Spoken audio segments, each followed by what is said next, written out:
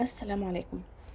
استكمالا للمواقف الحياتية اللي مدام كريمة بتعيشها وبتعاني منها مع ابنها اللي عنده اضطراب طيف التوحد، سواء من الناس اللي بتقابلهم بره في الشارع او من الناس اللي بتقابلهم او من المسؤولين في المدارس او في المراكز، وفي النوادي وفي اي مكان بتروحوا طبعا بتقابل مواقف.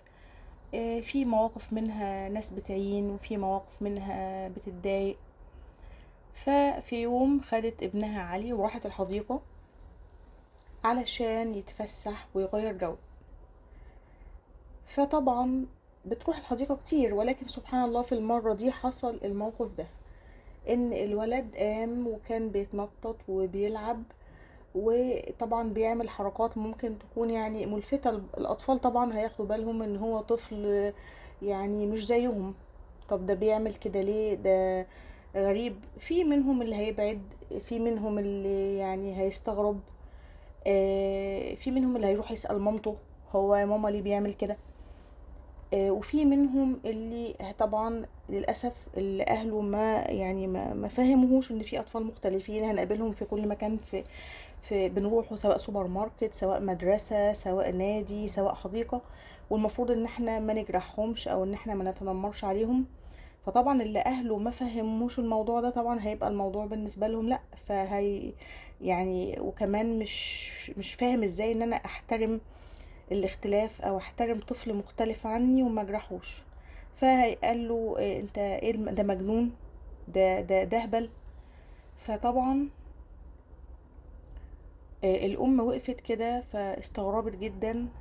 الولد بص للام وما زال عمال يكمل الكلام برضه عادي، وما زال بيغلط. رغم ان طالما الام يعني شاف الام وعينه جت في عينها يخاف يجري، لا ده يعني ليفل تاني كده من التربية، يعني ممكن هيخاف هيجري. فلقيت الولد لا ده مازال عمال يعني يتطاول ويتريق ويتنمر. فوقفت مع نفسها، يعني هل الحل ان انا اروح افهمه يا حبيبي كده غلط؟ لا ده طفل مختلف، المفروض ان انا احترمه والمفروض ان انا ما تنمرش عليه عشان كده حرام، يا اما ان انت حابب تلعب معاه وتساعده او خلاص يعني تبعد عنه من غير ما تجرحه. فلا، ما يعني فكرت كده لحظة مع نفسها ان لا، مش هيفيد ان انا اروح واشرح للولد، لان هو طبعا مفيش خلفية في التربية عن حاجة اسمها اختلاف، وان انا احترم الاختلاف، وان انا يعني ما تنمرش واجرح حد يعني وهو طفل زيي. فطبعا ده هي حست ان ده ساعتها هيكون تضييع وقت، وان ده مش هيكون مجدي ومفيد. ده الموضوع محتاج اسس من البداية في التربية الام بتحطها وبتفهم الطفل ان خلاص احنا بنقابل اطفال كتير مختلفين، اطفال كتير مش شبهنا، والمفروض ان احنا نحترمهم وما نتنمرش عليهم.